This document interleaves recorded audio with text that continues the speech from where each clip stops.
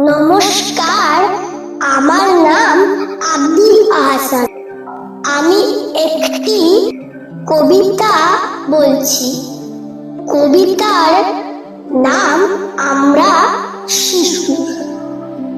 লিখেছেন রামচন্দ্র পাল। আমরা শিশু, ছোট্ট কবি। আমরা নতুন দিন, আমরা করি আকাশকে নীল, রামধনু রঙিন।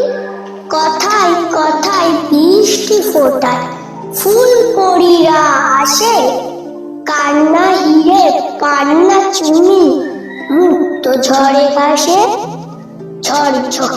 ঝরঝরিয়ে ঝর্ণা হয়ে যখনই গায় গান, নুপুর বাজায় নুড়ি পাথর, ঠুংঠাং ঠুংঠাং।